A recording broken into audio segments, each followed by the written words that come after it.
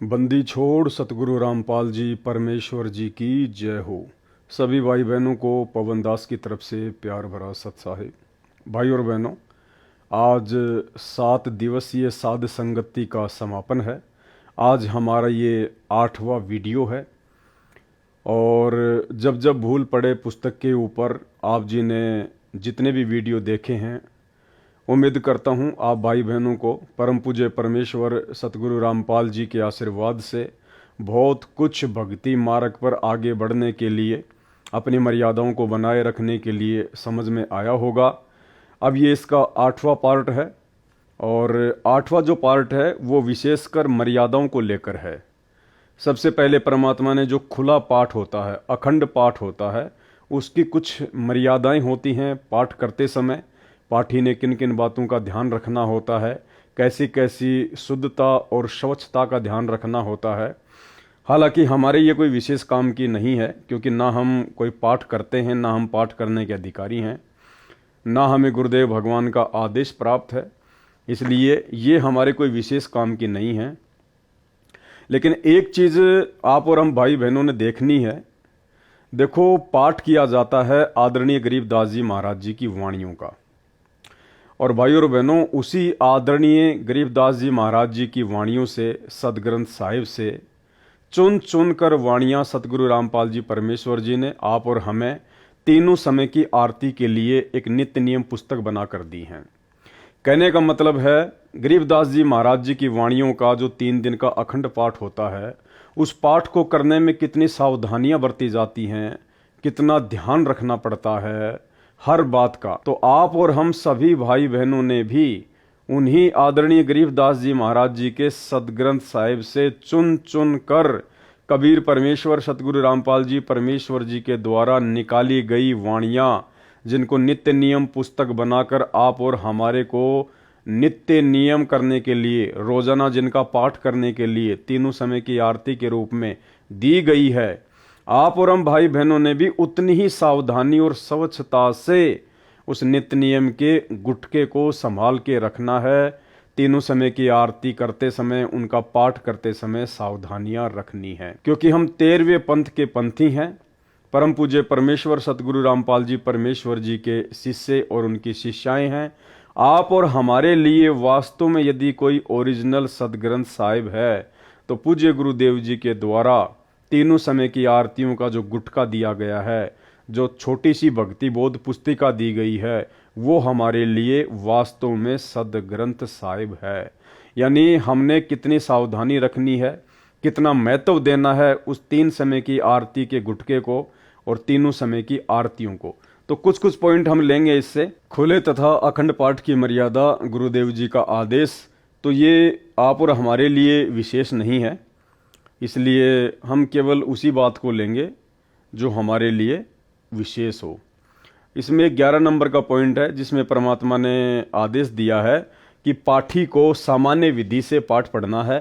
हनुमान चालीसा की तरह राग रूप में या अन्य बोली की लय में रामायण की तरह बिल्कुल नहीं पढ़ना है।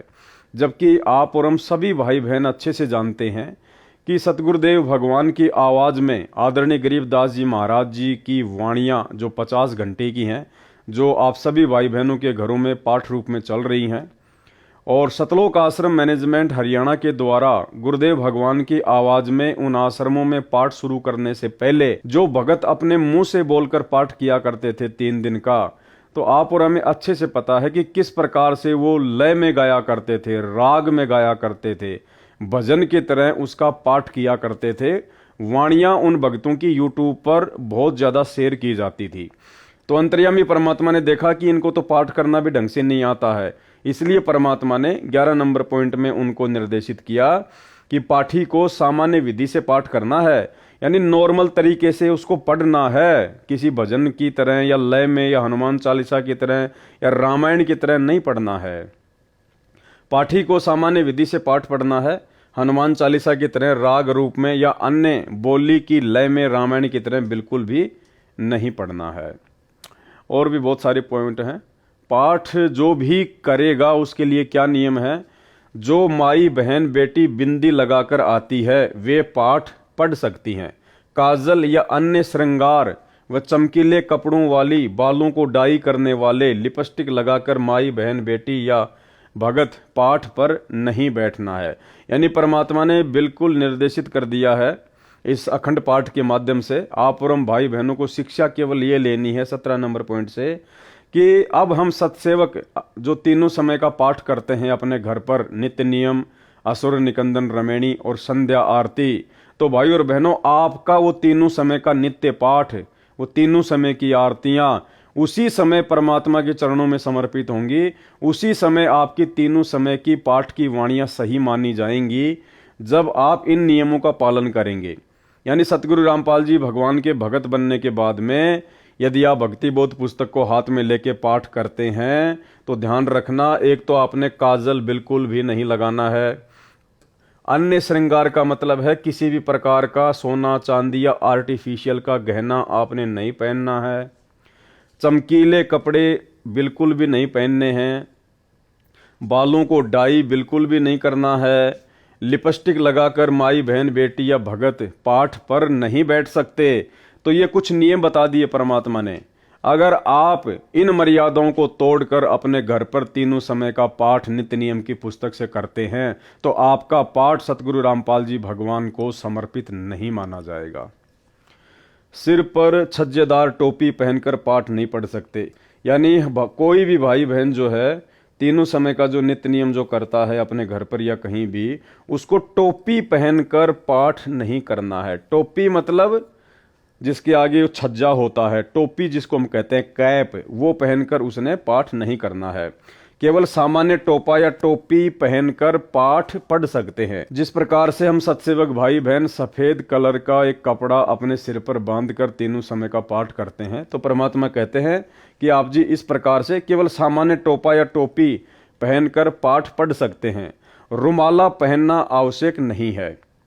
आगे देखिए, चवर सेवा 24 घंटे करना अनिवार्य नहीं है, कभी भी बंद कर सकते हैं जब वो पाठ किया जाए।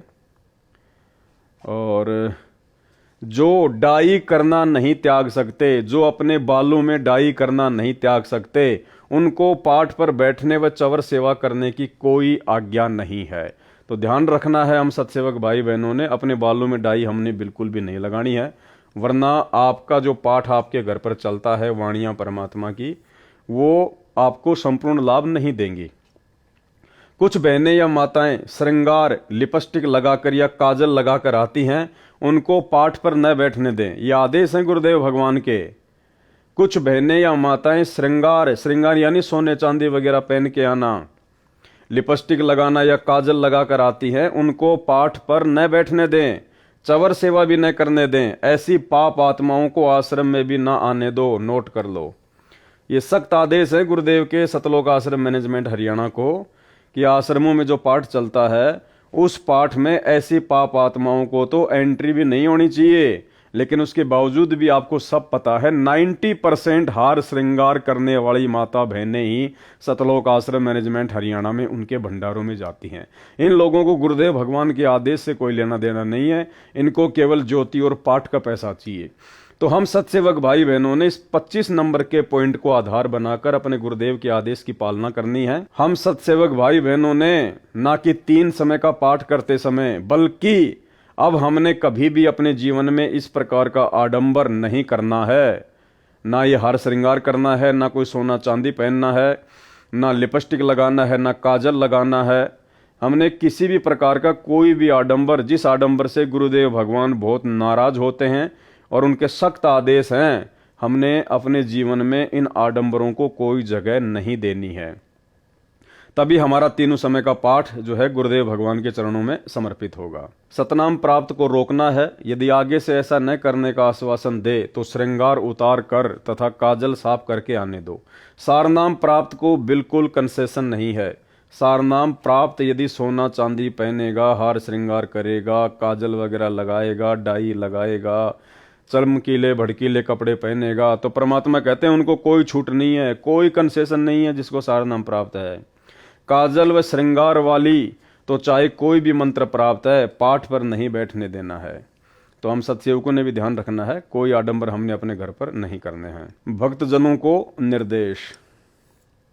अखंड पाठ में नियमों का पालन संबंधी जानकारी। यह अखंड पाठ हमारे भी कोई विशेष कोई काम का नहीं है। ये पाठ के दौरान सबसे अहम नियम, यानी सतलोक आश्रमों में जो पाठ प्रकाश होता है 3 दिन का, उसमें परमात्मा क्या कह रहे हैं? पाठ के दौरान सबसे अहम नियम, सबसे मुख्य नियम क्या है? नज़र नेक रखें, यानी आपको गंदी नज़र नहीं रखनी है। किसी भी माता बहन के ऊपर कोई गंदी नज़र नहीं रखनी है। मन में कोई दोष वगैरह नहीं होना चाहिए। नीयत साफ रखें, मन में दोष द्वेष न रखें, पक्षपात ना करें, परमात्मा से डरें, बहन बेटी माई को बुरी नज़र से न देखें, पाप को मन में जगह न दें। जबकि भाई और बहनों, ये सारे अवगुण सतलोक आश्रम मैनेजमेंट हरियाणा वालों में जो लोग पाठ प्रकाश पर बैठते हैं उनमें कूट कूट कर भरे हैं, कूट कूट कर। तो आपका पाठ करवाना उन आश्रमों में कितना लाभदायक है, कितना आपको पुण्य मिलेगा, ये आप जी भली भांति परमात्मा के द्वारा बताए गए इस नियम से समझ सकते हैं।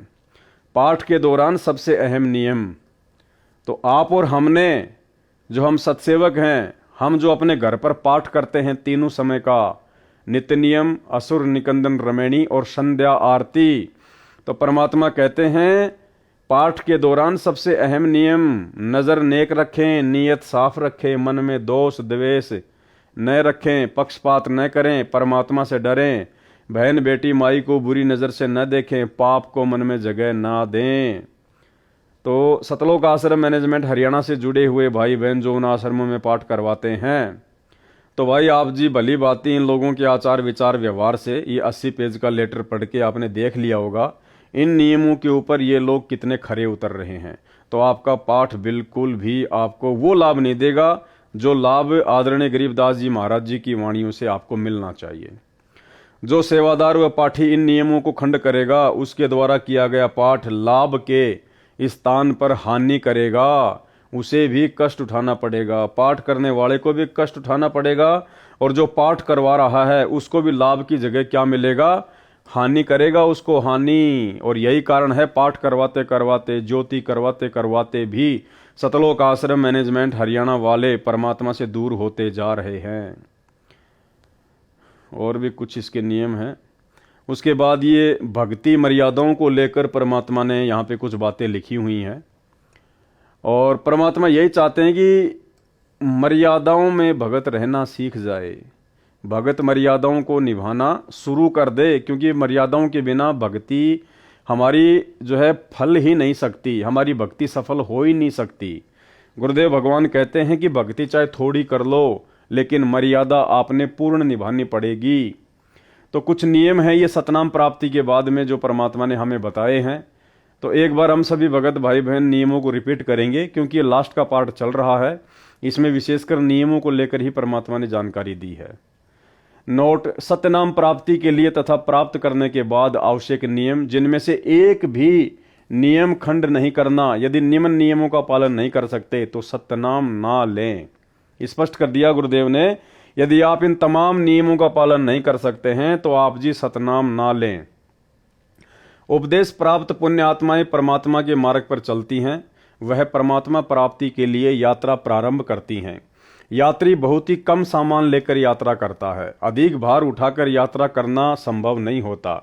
जो सांसारिक परंपराएं हैं वे व्यर्थ का भार हैं, जो भक्ति मार्ग में यात्रा में बाधक हैं। इसलिए इस भार से मुक्त होने के लिए निम्न नियमों का पालन करना अनिवार्य है।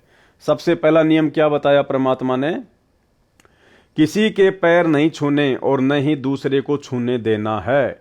यदि अचानक या मना करने पर भी कोई पैर छू लेता है तो उस स्थिति में नाम खंड नहीं होता।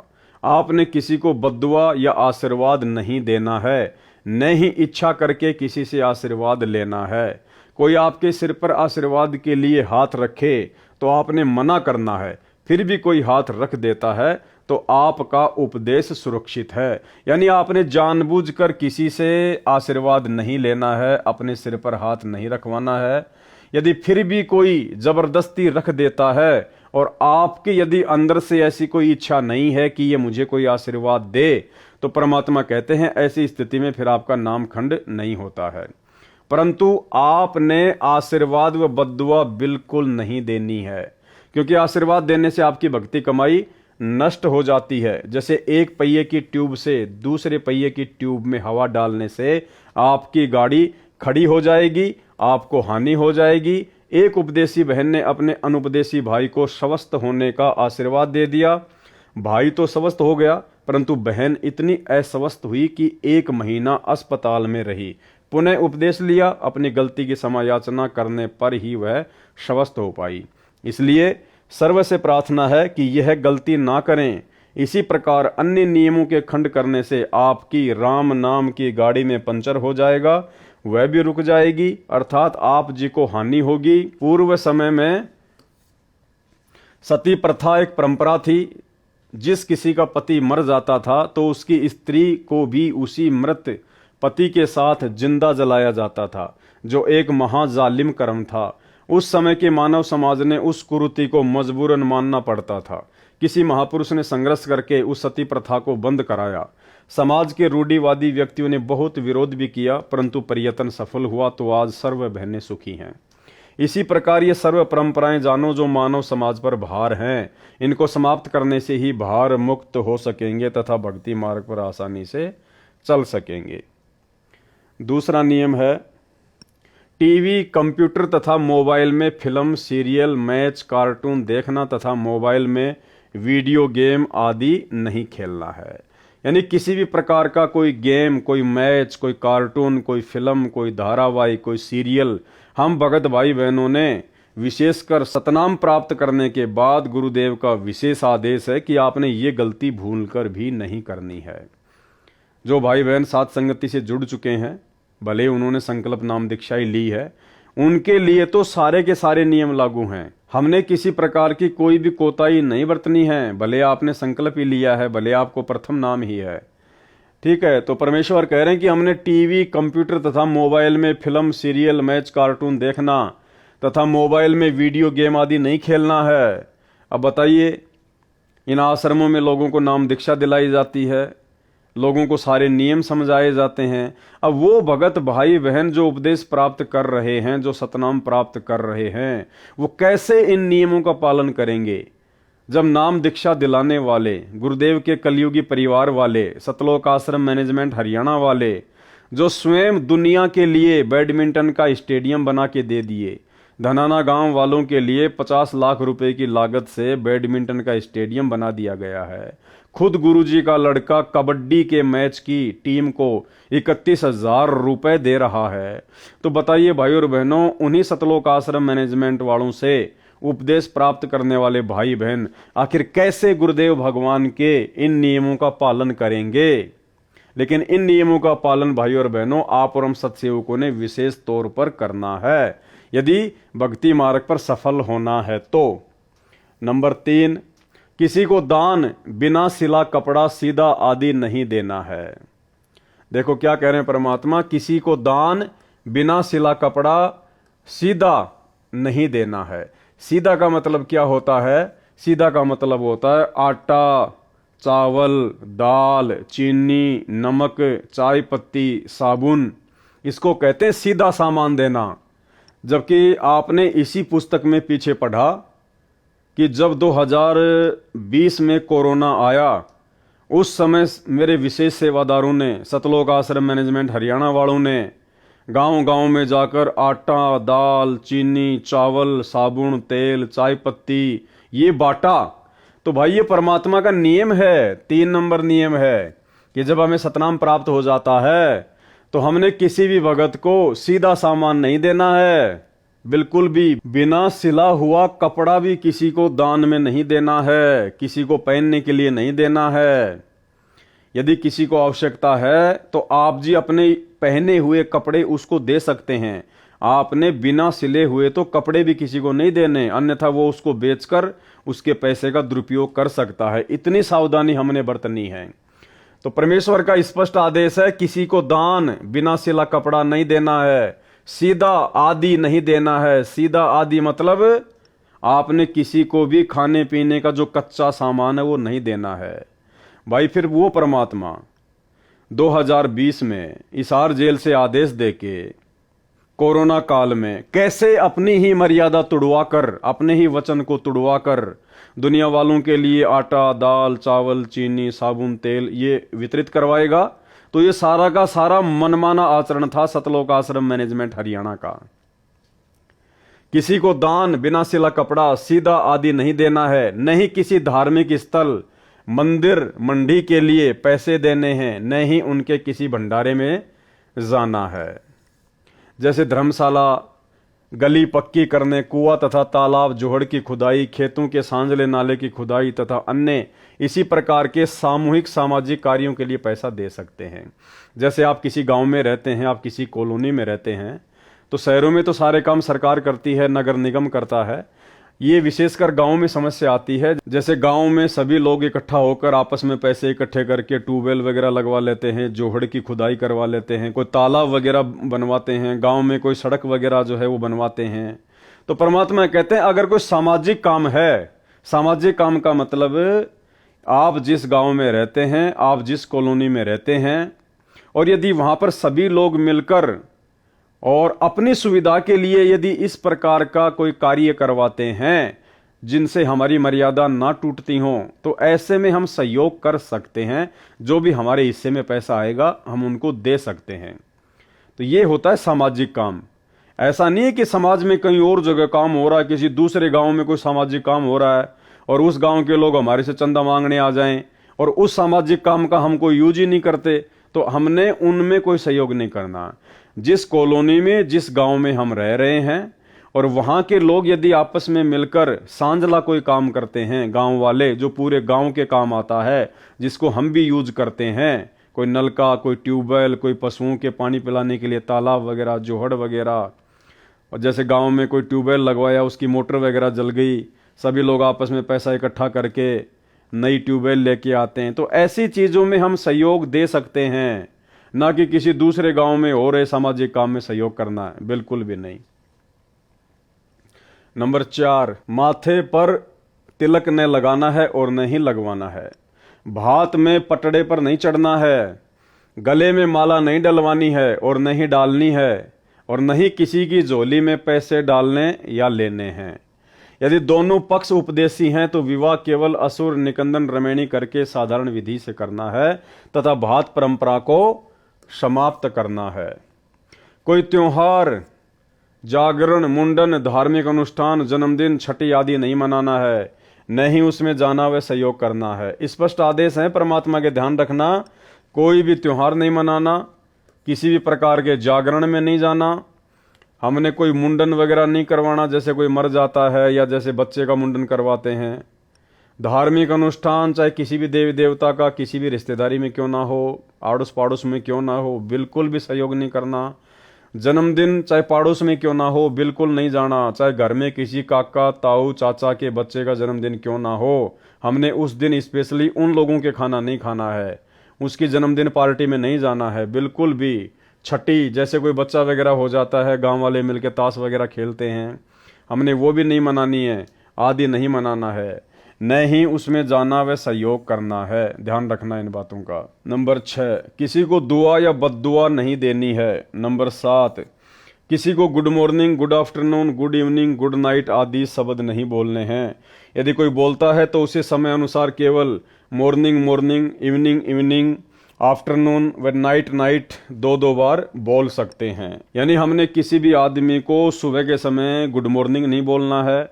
यदि सामने वाला गुड मॉर्निंग बोलता है तो हमने भी उनको गुड मॉर्निंग नहीं बोलना है। Number 8, happy birthday, happy new year तथा गुड बाय आदि शब्द नहीं बोलने हैं। यदि कोई आपसे बोलता है तो उसे धन्यवाद या थैंक यू बोल दें। क्या बोलो? धन्यवाद या थैंक यू। नंबर 9, सिखों को छोड़कर संत बाबा रूप में दाढ़ी ना हो। इसके ऊपर दास विशेष तौर पर वीडियो बना चुका है। इसमें परमात्मा का स्पष्ट आदेश है कि सिखों को छोड़कर, सिख कौन? जिन लोगों ने संत रामपाल जी से दीक्षा नहीं ले रखी है, उन सिखों को छोड़कर यदि सिख समाज का कोई भी व्यक्ति संत रामपाल जी से उपदेश लेता है तो संत या बाबा रूप में, यानी भगत रूप में या अन्य किसी बाबा रूप में उसने दाढ़ी नहीं रखनी है, ना सिर पर बाल रखने हैं, ना उसने पगड़ी वगड़ी पहननी है। यानी सिख समाज की जो परंपराएं हैं, यदि आप संत रामपाल जी से उपदेश ले रहे हैं तो आपने उन समस्त परंपराओं को, सिख समाज की परंपराओं को त्यागना है। नंबर 10, बहनों ने नेल पॉलिश और लिपस्टिक नहीं लगाना है। नंबर 11, परफ्यूम तथा सेंट आदि नहीं लगाना है, यानी किसी भी प्रकार का हमने ये फालतू के चौचले वगैरह नहीं करने हैं। अपने आप को बिल्कुल सिंपल तरीके से रखना है। 12, विवाहित बहनें केवल सिंदूर या बिंदी में से एक चीज लगा सकती हैं। नंबर 13, किसी अनुपदेशी का जूठा नहीं खाना है, यदि अनजान में खाया है तो समा होता है, भविष्य में ध्यान रखें। नंबर 14, हाथों पर मेहंदी नहीं लगानी है, किसी बीमारी के कारण लगा सकते हैं। हाथों में मेहंदी लगाने से नाम खंड होता है। सिर बालों में रंग काली मेहंदी या डाई नहीं लगानी है। यदि आपको कोई प्रॉब्लम है, कोई दिक्कत है, डॉक्टर यदि आपको सर में मेहंदी लगाने की सलाह देता है ठंड के लिए, तो आप जी ठंड के लिए लगा सकती हैं। बाकी सफ़ेद बालों को काला करने के लिए या युवा दिखाई देने के लिए बिल्कुल भी हमने डाई का या मेहंदी का प्रयोग नहीं करना है। कहने का मतलब है साधु सोई जो सीधा चाल है, हमने किसी भी प्रकार का कोई आडंबर नहीं करना है। नंबर 15, शादी में जाते हैं तो पैसे, सगुन, वार फेरी, मुंह दिखाई पर पैसे नहीं देने हैं, यानी जो आडंबर लोग करते हैं वो हमने बिल्कुल भी नहीं करने हैं। विदाई के समय घर में नारियल नहीं फोड़ना है। कन्या विदाई के समय गाड़ी पर पानी डालना या सगुन के लिए धक्का लगाना अर्थात सगुन करना मना है। यानी जो भी आडंबर होते हैं परंपरागत शादी विवाह में, हमने बिल्कुल ध्यान भी नहीं देना उनकी तरफ, ना कोई सहयोग करना है। नंबर 16, किसी को किसी भी अवसर पर गिफ्ट देना मना है, यानी हमने कोई गिफ्ट वगैरह नहीं देना है। अगर कोई गिफ्ट दे तो कोशिश करनी है ना लो। अगर कोई पीछे से रख जाए या डाक या कोरियर द्वारा भेजे तो उसको रख लें। उनके उपलक्ष्य में कुछ रुपए दान आश्रम में कर दें। जब आपके गुरु आश्रम में हो उस समय कुछ रुपए, भाई क्या गिफ्ट लेके आया है, कितने रुपए का होगा, उसके उपलक्ष्य में कुछ रुपए आप जी अपने गुरु जी के हाथों में आश्रम में दान कर दें जब आपके गुरु आश्रम में हो। नंबर 17, परिवार में किसी की भी शादी हो तो परिवार के अन्य सदस्यों के लिए कपड़े आदि नहीं देने व नहीं लेने हैं, यानी हमने बिल्कुल भी लेन देन नहीं करना है, ना कपड़े का ना और किसी चीज का। कन्यादान रूप में कपड़े गहने आदि नहीं देने हैं।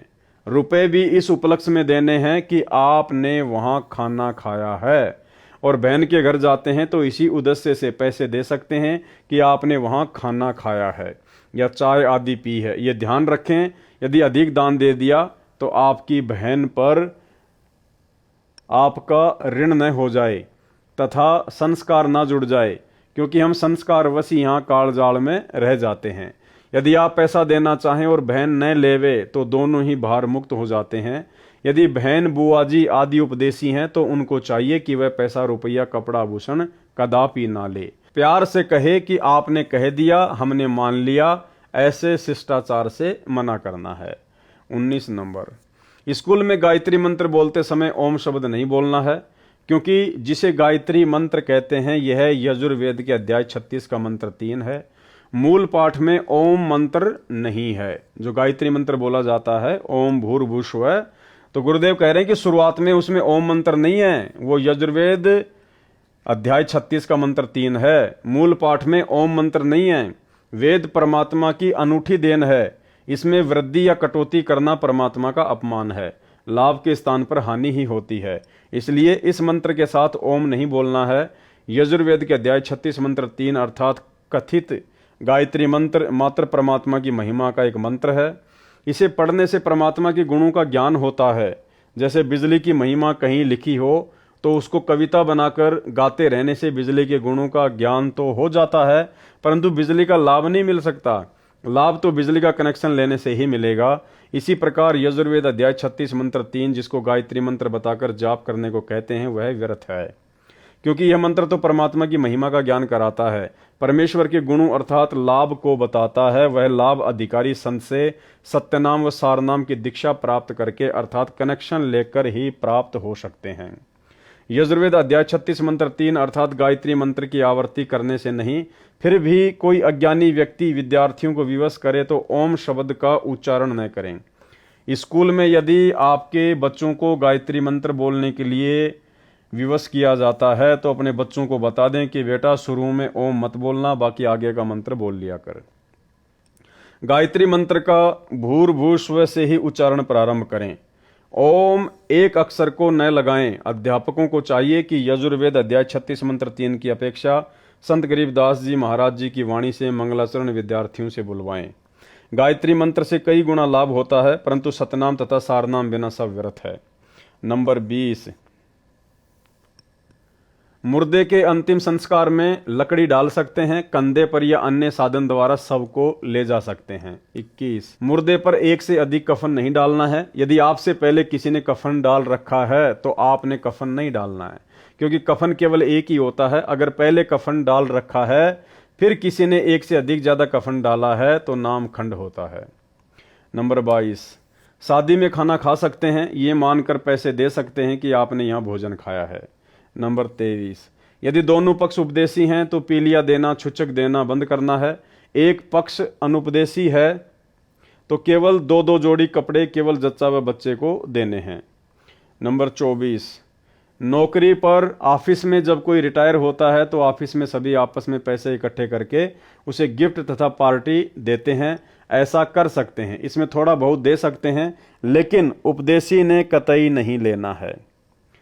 25, घर में जब बहन आती है तो उसे कपड़े व पैसे नहीं देने हैं। अगर बहन या बेटी अनुपदेशी है तो बहुत कम 1 या 2 जोड़ी कपड़े दे सकते हैं। बच्चों के लिए खाने पीने का सामान भी दे सकते हैं। और अगर जब बहन के घर जाते हैं तो साथ में बच्चों के लिए फल मिठाई आदि लेकर जा सकते हैं। 26, स्कूल में विदाई पार्टी के समय बच्चे पैसे दे सकते हैं। 27, यदि गौशाला की कमेटी रजिस्टर्ड है तो रुपए दे सकते हैं। यदि रजिस्टर्ड नहीं है तो चारा आदि दे सकते हैं। 28, शादी की मिठाई कोई घर में लेकर आए तो और कुछ शादी के नाम के कार्ड के साथ मिठाई लाते हैं तो हृदय से मना करें। फिर भी कोई रख जाए तो खा सकते हैं। उसके बदले में कुछ रुपए आश्रम में दान कर दें, आप पर भार नहीं रहेगा। उपदेशी भगत ने समाज में किसी के विवाह में भी भोजन खा रखा है, उसके लिए विवाह के दिन से कुछ दिन बाद मिठाई व भोजन करवा सकते हैं। यह छूट केवल एक बार है, आगे से विवाह में मिठाई बनाने की परंपरा बंद है। सामान्य भोजन बनाएं। नंबर 29, भगत भाई आपस में उधार सामान एक दूसरे से ले सकते हैं, और अगर आपस में एक दूसरे के घर आते जाते हैं तो बच्चों के लिए खाने पीने का सामान ले जा सकते हैं। नंबर 30, भाई या बहन की आर्थिक स्थिति कमजोर हो तो आर्थिक या अन्य मदद उधार रूप में कर सकते हैं। बहन को चाहिए कि उस पैसे को लौटाएं जिससे उस पर भार नहीं बनेगा। यदि बहन या भाई धन लौटाने में असमर्थ है तो भाई कभी बहन पर तथा बहन भाई पर पैसे लौटाने का दबाव ना बनाए। 31, लड़की की शादी में माता पिता अपनी लड़की को 4 जोड़ी कपड़े दे सकते हैं, पैसे नहीं। अगर लड़के की शादी में लड़की वाले बगैर नाम वाले हैं और वो अगर जबरदस्ती अपनी लड़की को कुछ देना चाहें तो इसी प्रकार लड़की की शादी में लड़के वाले अनुपदेशी कुछ मांग करें तो स्पष्ट मना कर दें, बिल्कुल नहीं लेना देना है। 32, जिन लड़कियों का विवाह होता है वे जिन कपड़ों को पहनकर विवाह मंडप अर्थात रमणी में बैठे उन्हीं कपड़ों में अपनी ससुराल जाए, अन्य पोशाक न बदले। किन्हीं परिस्थितियों में बदलने पड़े, जैसे मिट्टी लग जाए, गीली हो जाए या अन्य कारण से खराब हो जाए तो बदल सकते हैं, अन्यथा नहीं। सुनने में आया है कि कुछ बहनें रमणी में विवाह के समय सामान्य पोशाक पहनती हैं, बाद में तड़क भड़क वाली पोशाक पहनकर ससुराल जाती हैं। वह मर्यादाओं के विरुद्ध है। विवाह के समय जैसी भी नई या पुरानी पोशाक पहन रखी है उसी को पहनकर ससुराल में जाएं, अन्य या उपरोक्त परिस्थितियों में पोशाक बदली जा सकती है। नंबर 33, आपके द्वार पर कोई भिक्षुक आता है या कहीं बाजार में आपसे कोई भिक्षा मांगता है तो उसे पैसे ना दें, खाना खिला दें। यदि उसको वस्त्र की आवश्यकता है तो वस्त्र बिना सिला न दें, पुराना या नया सिला हुआ कपड़ा दें। कंबल चद्दर भी पुराना दें, नहीं तो अधिकतर भिक्षुक शराबी कबाबी हैं, नए कपड़ों को बेचकर शराब आदि नशीली वस्तुओं का प्रयोग करते हैं, वह दोष दान करने वाले को भी लगेगा। एक श्रद्धालु ने कहा कि यह अच्छा सा नहीं लगता कि भिक्षुक को रुपए न दें, आत्मा नहीं मानती। उसके लिए उत्तर, एक उदाहरण यह है कि एक भद्र पुरुष ने एक भिखारी को 100 रुपए की भिक्षा दी। पहले वह भिक्षुक पाव शराब पीता था, अपनी पत्नी व परिवार को परेशान करता था। उस दिन 100 रुपए प्राप्त होने के कारण उस भिखारी ने आधा बोतल शराब पी ली। शराब के नशे में अपनी पत्नी को पीट डाला। उस भिखारी की पत्नी ने बच्चों समेत आत्महत्या कर ली। उस जेंटलमैन के 100 रुपए के दान ने एक परिवार को उजाड़ दिया। इसका दोष दानकर्ता को है। गीता में लिखा है कि कुपात्र को किया दान लाभ के स्थान पर हानि ही करता है। कबीर परमेश्वर जी भी कहते हैं, गुरु बिन माला फेरते, गुरु बिन देते दान, गुरु बिन दोनों निष्फल है, चाहे पूछो वेद पुराण। नंबर 34, किसी भी नियम के खंडित हो जाने पर आपको परमेश्वर जी से मिलने वाला लाभ बंद हो जाएगा। जैसे बिजली का कनेक्शन कट जाने पर सर्व लाभ बंद हो जाते हैं, जो कार्य बिजली से होने थे वे रुक जाते हैं। इसी प्रकार परमात्मा की शक्ति से जो आपको तथा आपके परिवार को लाभ मिलना था वह रुक जाता है।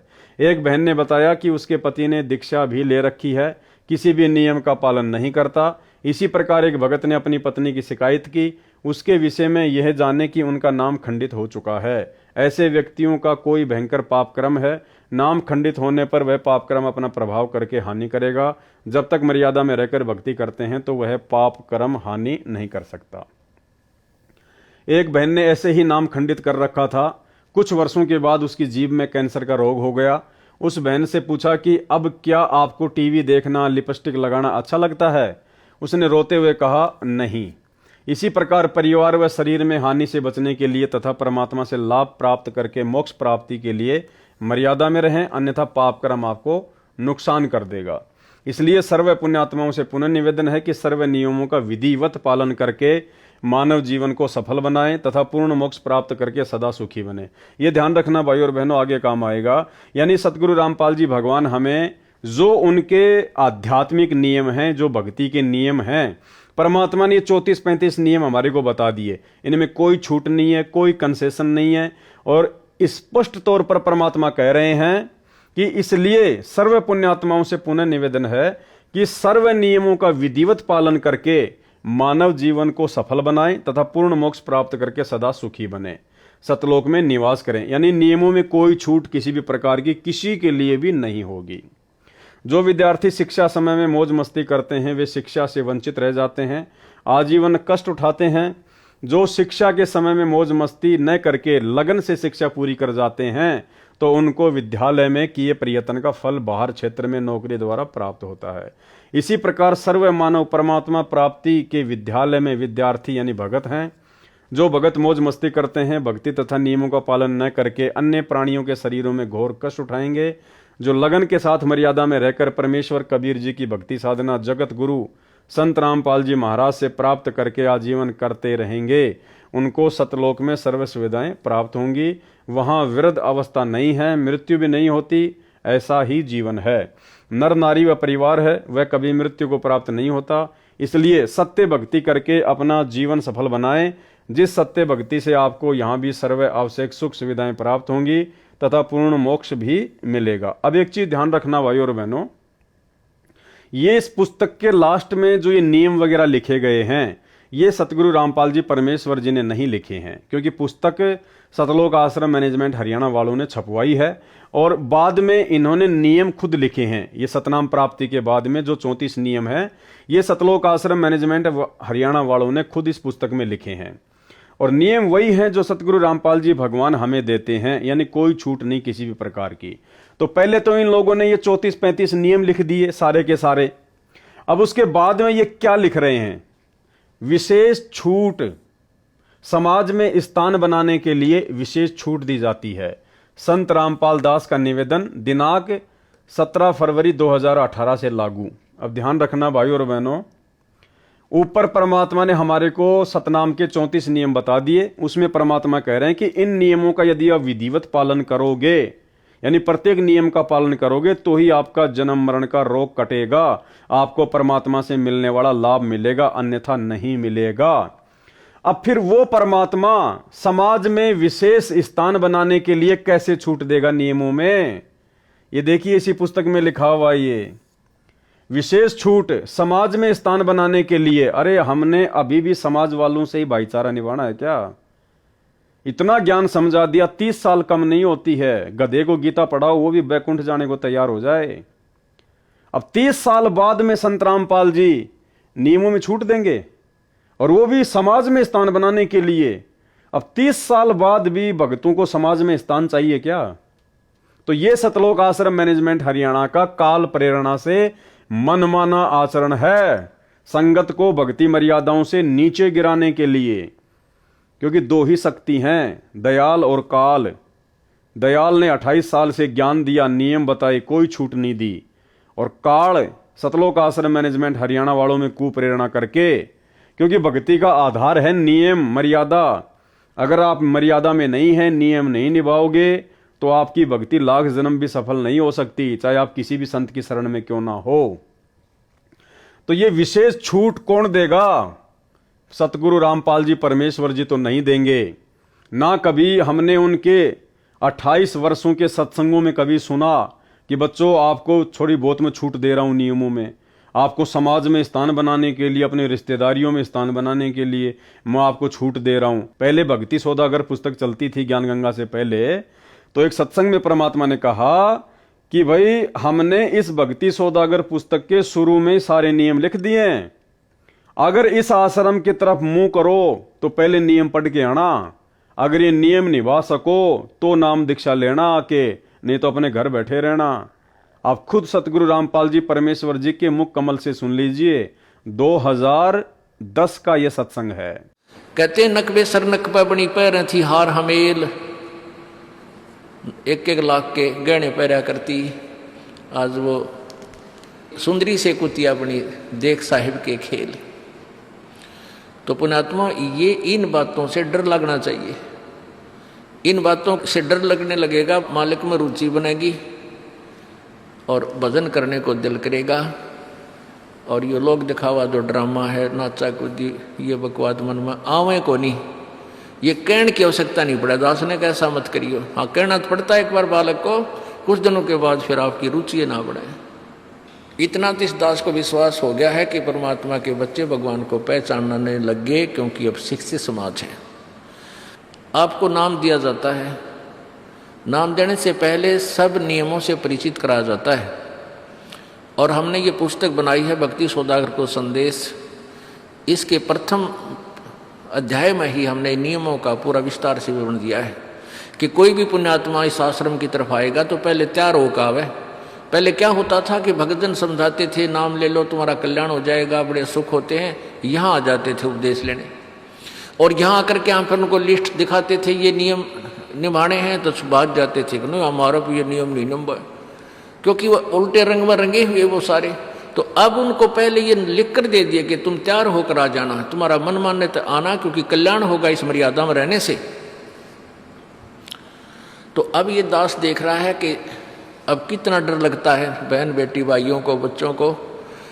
अब वो कहीं, क्योंकि समाज हमारा जो है, सारा का सारा समाज काल प्रेरित है, उन्हीं क्रियाओं को कर रहा है जो ना करने वाली होती हैं। और हमारा भक्त एक घर में एक व्यक्ति ने नाम ले लिया और 5-6 व्यक्ति वो सारे शास्त्र विरुद्ध साधक हैं, तो उनके साथ संघर्ष बनता है बेचारे का जा करके।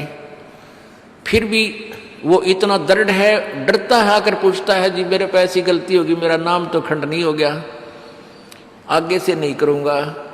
तो कहने का भाव ये है कि पहचानने लग गए तुम परमात्मा को और संघर्ष करना सीख गए, आप सफल होगे, देख लेना एक दिन। ये नाखून पालिश लगाते हैं, ओठों पर इसी बूंदी शक्ल बना लेते हैं, लाल वो लगा कर लिपस्टिक, इतना बेहुदी शक्ल बन जाती है। कहते हैं अब ऐसी मर्यादा बन गई, बहन बेटियां कहते कि हम ऑफिस में जाते हैं तो ये लिपस्टिक वगैरह नहीं लगाते, नेल पेंट नहीं लगाते, तो क्या कहते हैं उस दूसरे कि तुम्हारे घर में कोई मर गया क्या? अरे थारा गजब भैया, ये बकवाद करने तो सारे जी जाओगे तुम, अकल खत्म होगी। यानी एक मर्यादा बन गई, जो ऐसे उल्टे काम ना करे उसने हे समझन लागे। निरंजन धन तेरा दरबार जहाँ तनिक नहीं न्याय विचार, सारे उल्टे काम में राजी रहे। लेकिन हमारी बेटियां अब संघर्ष करती हैं कि हाँ उनको ज्ञान हो गया, वो तो बालक हैं, कुछ भी कह सकती हैं। तो अब हम सबको बताते हैं ये ऐसा नहीं करना, क्योंकि पहले हमारा ज्ञान गांव में ज़्यादा चला था। इस दास ने गांव में जाकर प्रचार किया, तो वहाँ तो ये था को ना लिपस्टिक का फंड था, ना कोई नाखून पालिश लाया करती, मेहंदी मुंदी ला लेती, तो यार वो भी मना कर दिया हमने, समझा दिया कि इसका कोई फायदा नहीं है, अपना भक्ति करो। तो वो तो सब एक साधारण सी बात ही छोड़ छाड़ दी। अब शहरों में फैल गया परमात्मा का जो ज्ञान है। अब शहरों से जो बेटियां आती हैं, वो सारे तो नाखुना निशी बुरे हाल तो सनाए पाओगे। और इधर बिहार में तो और बेगन हो रहा है कति बुढ़ी बालक सारे लाल ये नाखुना न कति नो कुसूती तरह पेंट करके लाओगे नो चमकांदे। अब इनको समझाना पड़ता है कि ये नहीं करोगे तो मान जाते हैं कि नहीं आगे नहीं करेंगे हम, क्यों इनकी आवश्यकता भी क्या है। भगवान ने तो कितने सुंदर नाखून पहले बना के दे रखे, इन पर क्या फायदा और बकवाद करने की। तो मालिक ने जो अंग दे रखे हैं वो बहुत अच्छे बना के दे रखे हैं, इसमें हमको फेरबदल करें ही हमारी वो लोग दिखावा मेकअप है, इसकी हमें आवश्यकता नहीं। अब तो हम आपको बता रहे हैं, समझा रहे हैं पहली बार, फिर आप पे सियाने हो जाओगे, आपकी अब पर रुचि ना करे। जैसे नानक साहब कहते हैं, ना जाने काल की कर डारे किस विध डल जा पासा वे, जिना के सरते मौत खड़क दी नानू के डांसा वे। अब प्रसंग था कि साध मिले साड़ी शादी होंगी और भी छड़ जा दिलगिरी वे, अख दे नानक सुनो जहाना ये मुश्किल हाल फकीरी वे। अब बताओ भाइयों और बहनों, इस वीडियो को सुनने के बाद में क्या आप ये यकीन करेंगे कि ये विशेष छूट समाज में स्थान बनाने के लिए सतगुरु रामपाल जी परमेश्वर जी ने दी होगी, जिस परमेश्वर ने 2010 में ही कह दिया था कि अगर इन नियमों को निभा सको तो नाम दीक्षा लेने के लिए आना, इस आश्रम की तरफ मुंह करना। तो फिर कैसे आज वो परमात्मा समाज में स्थान बनाने के लिए हमें छूट देगा? भाड़ में जाओ ये समाज। मीराबाई ने क्या कहा था, भाई कोई गुंडी को चाहे भूंडी कहो मेरी सुरत राम में लागी। लोक लाज मर्याद जगत की तिनकियों जो तोड़ बगावे, जब कोई राम भगत गति पावे। और परमात्मा कहते हैं लोक लाज ना कीजिए, निर्भय हो रहिए, जय मन चावे राम को तो दासा तन धरिए। तो फिर वो परमात्मा कैसे समाज में स्थान बनाने के लिए छूट देगा? और कौन है वो मंद बुद्धि भगत, कौन है वो महाअज्ञानी भगत जिसको समाज में विशेष स्थान की चाहत है? तो ये सारा का सारा काल का षड्यंत्र है। सतगुरु रामपाल जी भगवान की इन्होंने यहां पर मोहर लगा दी, जबकि गुरुदेव भगवान ने तो इस पुस्तक के 71 पेज पर ही अपना संदेशा समाप्त कर दिया। लास्ट में 2 लेटर लिख के सतलोक आश्रम मैनेजमेंट हरियाणा वालों के लिए, उसके बाद में सारे नियम वगैरह सतलोक आश्रम वालों ने खुद लिखे हैं।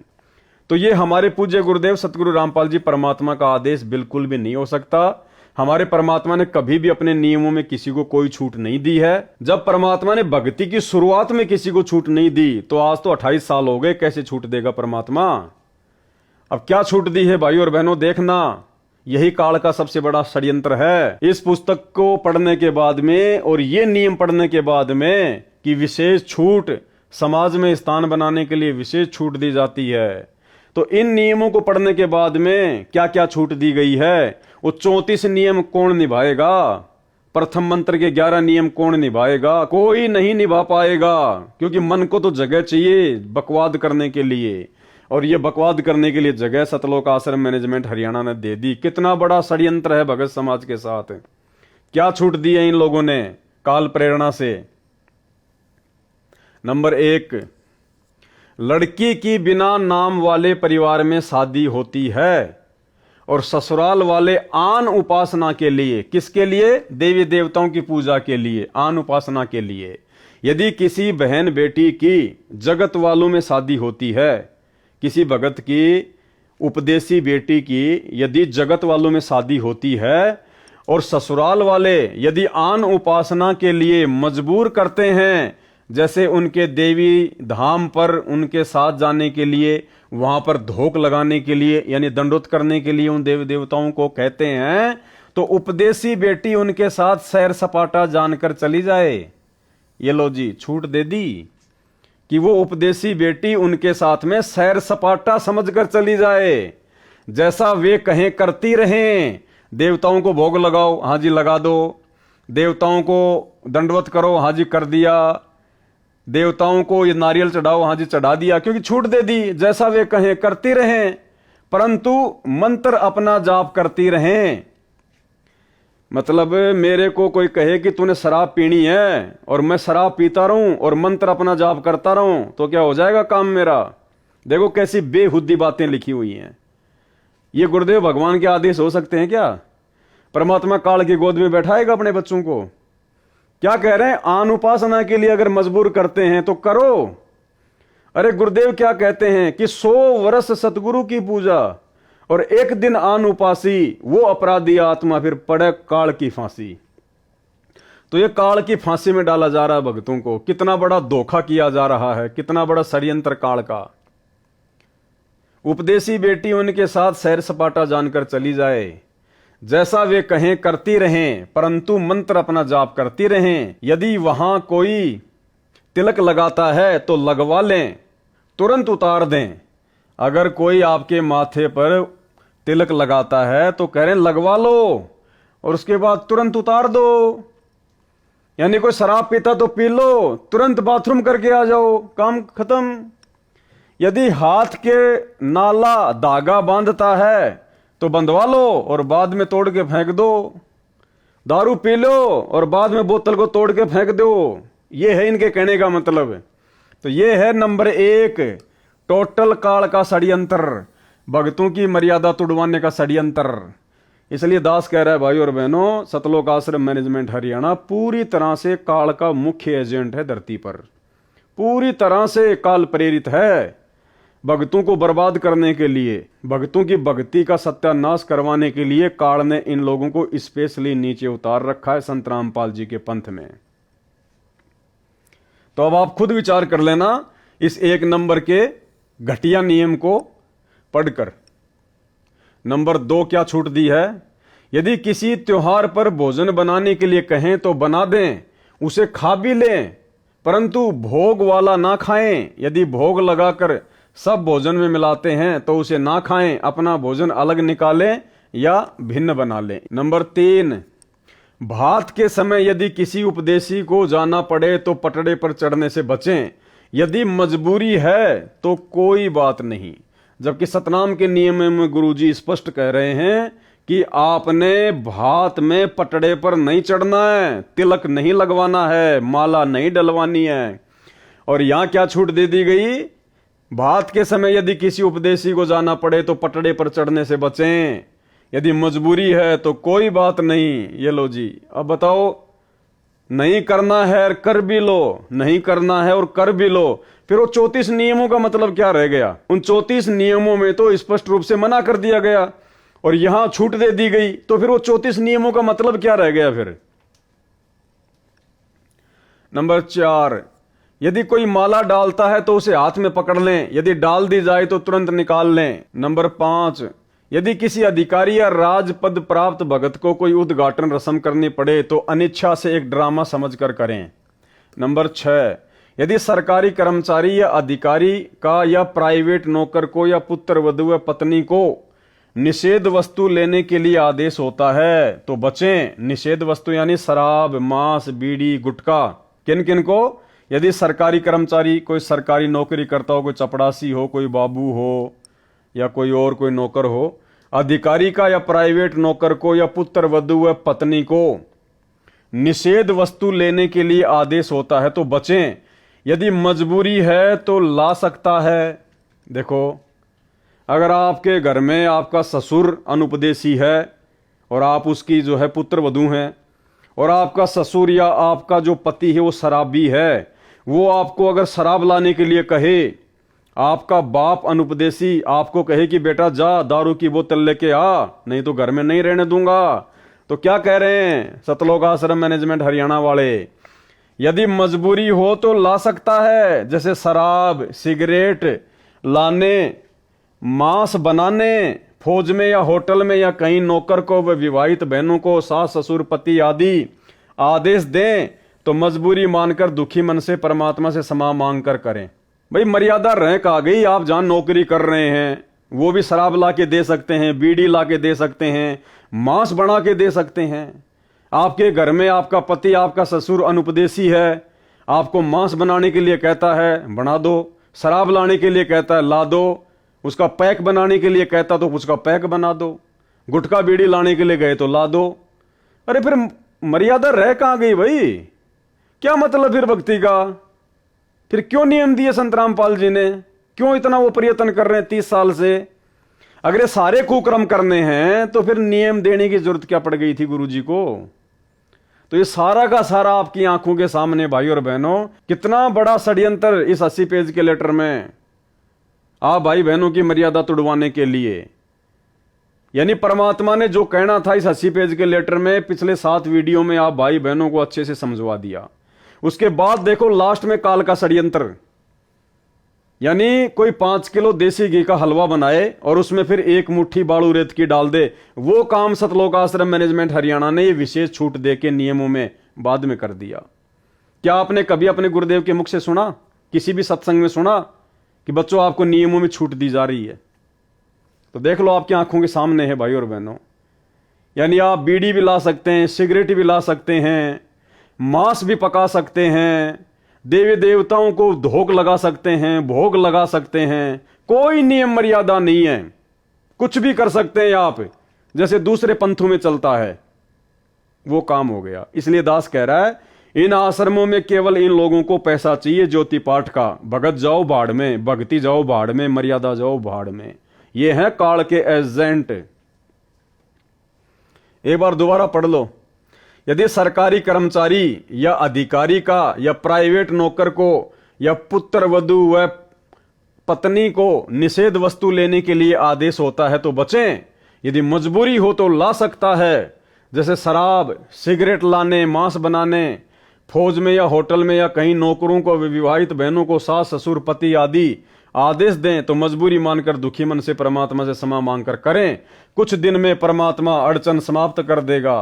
भाई मर्यादा टूटेगी, उसको काल उठा ले जाएगा तो हो गई समस्या समाप्त। फिर पहले उनको मना करें कि मैं ये पाप नहीं कर सकता, फिर भी जोर दें तो कहें कि इसका पाप आपको लगेगा, कहकर कर दें। यानी आपको कोई जबरदस्ती दारू पिलाने का प्रयास करे तो पहले तो मना करो और उसके बाद में लेके गिलास लगा के मुंह के गट गट पी के बोल दो कि तेरे को पाप लगेगा। बताओ ये कोई जायज बात है कोई? अरे फिर संघर्ष क्या है? फिर 28 साल से गुरुजी ने इतना ज्ञान क्यों दिया? फिर जब ये काम करने थे तो मजबूर तो काल करेगा। इसलिए भाई और बहनों, सतलोक आश्रम मैनेजमेंट हरियाणा वालों को, माता बहनों को कोई कहीं दिक्कत नहीं है, क्योंकि सब इन्हीं नियमों पे चलते हैं। इसलिए ना उनका कोई घर में कोई संघर्ष है, ना उनका समाज में कोई संघर्ष है, क्योंकि आश्रम में आते हैं तो वो भगत बन जाती हैं, भगतमती बन जाती हैं। जब अपने गांव वापस जाती हैं, अपने समाज में वापस जाती हैं, रिश्तेदारियों में जाती हैं, तो वहां पे वो जगत वाली की तरह बन जाती हैं। वो जैसा कहते हैं वैसा वो करने लग जाती हैं। तो उनको संघर्ष करने की आवश्यकता नहीं है। ये संघर्ष तो सत्सेवक कर रहे हैं, सत्सेवक है। इसलिए दास कहता है कि भाई केवल सत्सेवक ही परमात्मा के हीरे मोती लाल हैं, बाकी सब काल के जीव हैं, काल के जीव। तो बताओ कोई मर्यादा बची नहीं, फिर भक्ति क्यों कर रहे हैं भाई? भक्ति सफल होगी कैसे? अरे डॉक्टर ने आपके कैंसर का ऑपरेशन कर दिया और कैंसर के रोगी को डॉक्टर ने कह दिया भैया तेरे को मीठा बिल्कुल भी नहीं खाना, तेरे लिए जहर समान है, ध्यान रखना इस बात का। और फिर डॉक्टर नीचे लिख दे कि विशेष छूट, अगर कोई तुझे दबाव दे तो तू मीठा खा लेना। तो बताओ वो डॉक्टर है क्या? वो डॉक्टर हो सकता है क्या? वो मरीज का वो हितैषी हो सकता है क्या? जब कैंसर के ऑपरेशन के बाद में उसने नियम दे दिया कि मीठा नहीं खाना भाई, नहीं तो मरेगा। एक तरफ तो ये कह रहा है और नीचे फिर कह रहा है विशेष छूट दे रहा हूं मैं तेरे को, खा लेना मीठा, कोई दिक्कत नहीं है। तो फिर क्या मतलब फिर नियम का? तो ऊपर तो सतगुरु रामपाल जी परमेश्वर जी ने जो नियम बताने थे वो उन्होंने बता दिए अपने फाइनल, और सतलोक आश्रम मैनेजमेंट हरियाणा हमारे को छूट दे रहा है। तो ये हमारा दुश्मन है, ये मैनेजमेंट है, ये काल का एजेंट है, काल प्रेरणा से हो रहा है सारा काम ये। नंबर 7, यदि सैनिक या सिपाही को गोली मारने का आदेश होता है तो मना ना करे, क्योंकि वह दोष आदेश करने वाले को लगता है। उसकी नौकरी यही है, रण में शहीद हुए सैनिक व सिपाही को स्वर्ग प्राप्ति होती है। भैया हम संत रामपाल जी के भगत हैं, हमारे को स्वर्ग नहीं चाहिए, हमारे को सतलोक चाहिए। तो गोली मारने वाला कहां जाएगा? स्वर्ग में जाएगा। और दूसरी बात भैया, जब राजा इब्राहिम सुल्तान को ज्ञान हुआ ना तो उसने अपना राज्य त्याग दिया था, राज्य कि मुझे तो भक्ति करनी है, बाढ़ में जाओ, ये इंद्र जैसा राज्य। हाँ भाई 30-40 हजार की नौकरी के लिए खाली स्वर्ग में जाओगे क्या? ये आप लोग स्वयं सोच लेना। नंबर 8, विशेष परिस्थिति में बालों में रंग कर सकते हैं। देखो जी, हर प्रकार की छूट दे दी। ऊपर तो गुरुजी कह रहे हैं कि जो डाई करता है उसको तो पाठ पे भी मत बैठने दो, जो बालों में मेहंदी लगाता है उनको तो आश्रम में एंट्री भी मत दो। और यहां क्या कहा जा रहा है, विशेष परिस्थिति में बालों में रंग कर सकते हैं, हर्बल वाला यानी आयुर्वेद वाला। नंबर 9, कई बेटियों बहनों को बिगड़ी परिस्थितियों में कार्यालय में लिपस्टिक लगाने के लिए मजबूर किया जाता है। उनके लिए छूट दी जाती है कि कार्यालय में जाते समय लगा लें, पहन लें तथा छुट्टी के बाद तुरंत उतार दें। कोशिश करें न लगाएं तो अच्छा है, यह स्वास्थ्य के लिए भी हानिकारक है। बताओ, लगा भी सकते हैं और नहीं भी लगाना है। और ये ऑफिस में कार्यालयों में काम करने वाली बहन बेटियों के लिए जो उपदेशी हैं, उसी सत्संग में सतगुरु रामपाल जी भगवान ने कह रखा है कि हमारी बेटियां संघर्ष करती हैं। इन लोगों की तरह सतगुरु रामपाल जी भगवान ने छूट नहीं दी अपने सत्संग में उनको कभी कि भाई आप जिस भी ऑफिस या कार्यालय में काम करती हो तो आप जी लिपस्टिक लगा लिया करो और जब शाम को वापस आओ तो उतार दिया करो। नहीं, गुरुजी ने कहा कि हमारी बहन बेटियां संघर्ष करने लग गई। उनको पता नहीं तरह तरह की बातें बोली जाती हैं, लेकिन वो किसी की बात पे ध्यान नहीं देती। गुरुजी ने कभी छूट नहीं दी। ये नाखून पालिश लगाते हैं, ओठों पर इसी बूंदी शक्ल बना लेते हैं, लाल वो लगा कर लिपस्टिक, इतना बेहुदी शक्ल बन जाती है। कहते हैं अब ऐसी मर्यादा बन गई, बहन बेटियां कहते हैं कि हम ऑफिस में जाते हैं तो ये लिपस्टिक वगैरह नहीं लगाते, नेल पेंट नहीं लगाते, तो क्या कहते हैं उस दूसरे कि तुम्हारे घर में कोई मर गया क्या? अरे थारा गजब भैया, ये बकवाद करने तो सारे जी जाओगे तुम, अकल खत्म होगी। यानी एक मर्यादा बन गई, जो ऐसे उल्टे काम ना करे उसने हे समझन लागे। निरंजन धन तेरा दरबार जहां तनिक नहीं न्याय विचार, सारे उल्टे काम महाराज जी रहे। लेकिन हमारी बेटियां अब संघर्ष करती हैं कि हाँ उनको ज्ञान हो गया, वो तो बालक हैं, कुछ भी कह सकती हैं। तो भाइयों और बहनों, ये छूट कौन दे रहा है? काल प्रेरणा। यही तो है खेल सारा का सारा यहां पे, दयाल का और काल का। तो समझो भाइयों और बहनों इस पूरे के पूरे काल चक्कर को। देखो, परमात्मा ने कोई कसर नहीं छोड़ी हमारे को 30 साल से अनमोल भक्ति ज्ञान देने में। आज जेल में बैठ के भी परमात्मा हर पल हमारे को मर्यादाओं का ही पाठ पढ़ा रहा है। बार बार हिसार जेल से जो विशेष संदेश आ रहे हैं, परमात्मा मर्यादाओं को लेकर ही हमारे को सख्त कर रहा है कि बच्चों, अगर मर्यादा नहीं है तो चाहे आपको सार नाम मिल जाए, चाहे सार शब्द मिल जाए, चाहे प्रथम नाम मिल जाए, आपकी भक्ति कभी सफल हो ही नहीं सकती। और मर्यादाओं में कोई कंसेशन नहीं है, कोई छूट नहीं है। तो ये छूट कौन दे रहा है? सतलोक आश्रम मैनेजमेंट हरियाणा। तो सतलोक आश्रम मैनेजमेंट हरियाणा आपका दोस्त है, आपका दुश्मन है? तो भाई और बहनों, विचार कर लेना, बाद में यह मौका नहीं मिलेगा। थोड़ा सा समय बचा है आप और हमारे पास में भगत बनने का। बाद में सर पर हाथ रख के रोओगे, कुछ भी हाथ नहीं लगेगा। ये वर्तमान में इतना संघर्ष परमात्मा जो अपने दासों को निमित्त बनाकर करवा रहे हैं, भाई अगर समझदार हो तो विचार कर लेना, बाद में कुछ हाथ नहीं लगेगा। तो अब ज़्यादा मैं कुछ कहूँगा नहीं, क्योंकि जो भी कुछ आप लोगों ने इस 80 पेज के लेटर में देखा, सुना, पढ़ा, समझदार को तो वही पर्याप्त है। बाकी मूर्खों के आगे कितना ही चिल्लाते रहो, कितना ही भौंकते रहो। जो अपने गुरुदेव भगवान के 30 साल के इतने सत्संग करने के बाद भी, उनके इतने प्रयत्नों के बाद भी नहीं समझे और उसी सतलोक आश्रम मैनेजमेंट हरियाणा रूपी गंदगी में सड़ रहे हैं, वो भाई मुझ पवन दास के ज़्यादा उपदेश देने से क्या समझेंगे? तो जो समझदार थे वो तो समझ चुके हैं, क्योंकि परमात्मा कहते हैं ज्ञान का और गाम का तो चमका सा ही होता है, बाकी भैंस के आगे कितनी बीन बजा लो कोई असर नहीं पड़ना है। तो हम सत्सेवक भाई बहनों ने सतर्क हो जाना चाहिए हर प्रकार से। आप लोगों के मन में किसी भी प्रकार की कोई शंका, कोई डाउट नहीं होना चाहिए कि वास्तव में साध संगतियां परमात्मा का विशेष मिशन है। साध संगतियों से जुड़े रहकर और पूर्णतया मर्यादा में रहकर भक्ति करने से ही हम गुरुदेव के दिल में विशेष जगह बना पाएंगे, सतलोक के लिए अधिकारी बन पाएंगे।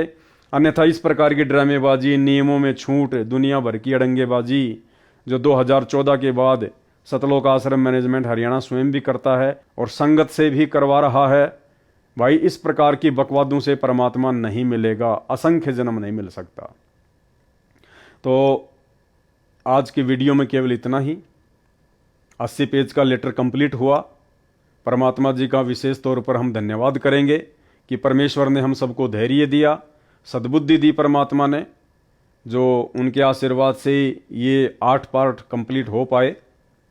और आगे उम्मीद करेंगे, प्रार्थना करते हैं कि परमेश्वर हमें थोड़ी बहुत सेवा इसी प्रकार से ज्ञान आधार से एक दूसरे भगत भाई बहनों के साथ साथ संगति की देते रहें, ताकि हमारा विश्वास दृढ़ रहे और गुरुदेव भगवान के हिसार जेल से बाहर आने तक हम लोग भक्ति पर जीवित रह सकें। तो सभी भाई बहन सतगुरु रामपाल जी भगवान का धन्यवाद करें, सभी भाई बहन परमात्मा का जयकारा करें। बंदी छोड़ सतगुरु रामपाल जी परमेश्वर जी की जय हो।